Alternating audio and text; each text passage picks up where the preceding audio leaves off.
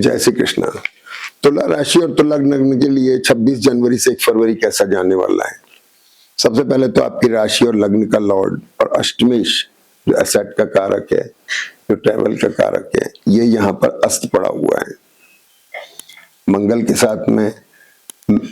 तो सप्तमेश लग्नेश यहाँ अस्त हुआ लेकिन स्टेबल मोड में आ गया, दोनों हो रहे हैं। दूसरा बुध भी यहाँ पर अस्त हो गए। अब बुध मंगल ने यहाँ पर थोड़ा एक फ्रीज कॉम्बिनेशन बना दिया, तो आपका मैरिटल रिलेशनशिप, बिजनेस रिलेशनशिप, ये प्रोफेशन का कारक हुआ, ये भी धन का स्थान भी हो गया, ये सारे फ्रीज हो गए।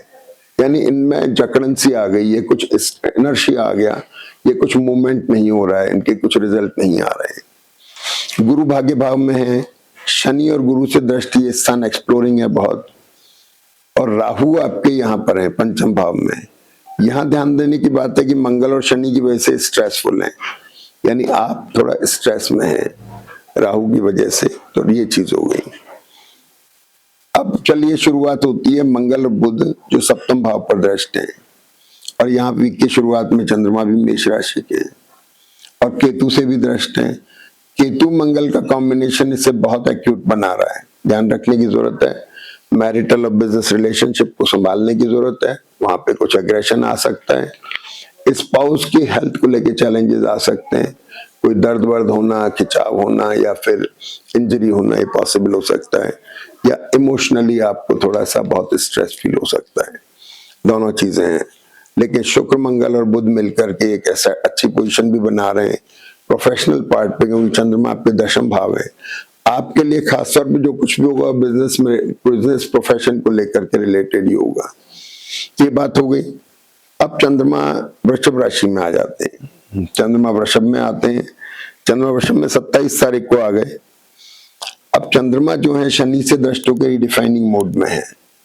प्रोफेशन को लेकर जो स्ट्रेस से बाहर आने की चेष्टा हो रही है, चेंजेस आने की कोशिश हो रही है, ट्रैवल हो सकती है, पेरेंट्स की हेल्थ के चैलेंजेस भी थोड़े रह सकते हैं, ये चीजें हो सकती हैं।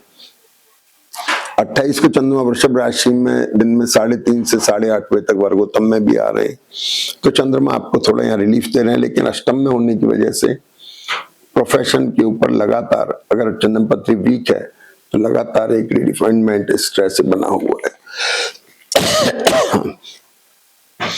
अब यह है कि 29 तारीख को चंद्रमा मिथुन राशि में आ गए, यहाँ रिलीफ नहीं मिल रहा है। राहु से दृष्ट होकर चंद्रमा भी स्ट्रेसफुल है। राहु गुरु के साथ आके डिससेटिस्फैक्टरी हो गए, प्रोफेशन में सेटिस्फेक्शन नहीं हो रहा है। तो इसलिए यहां भी अपने को ध्यान रखना है थोड़ा सा।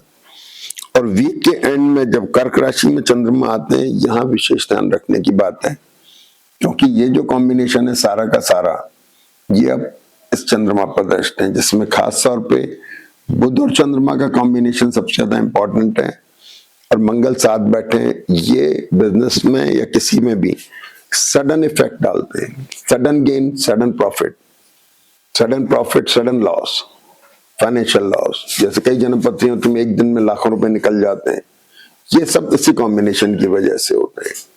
प्रोफेशन में भी अगर जन्म पत्री ठीक है तो बहुत अच्छी बात है, सडन गेन दे सकता है, नहीं तो सडन लॉस, यानी प्रोफेशन में एकदम से ब्रेक भी आ सकता है। कमर से कंधे के बीच के ऑर्गन्स में ध्यान रखें, कमर में दर्द हो सकता है, पेट की तकलीफ हो सकती है, इन चीजों का थोड़ा ध्यान रखने की जरूरत है। केतु और गुरु की वजह से थोड़ा डिससेटिस्फैक्शन का योग बन रहा है, और थोड़ा संभल के गेम खेलने की जरूरत है तुला राशि वालों को।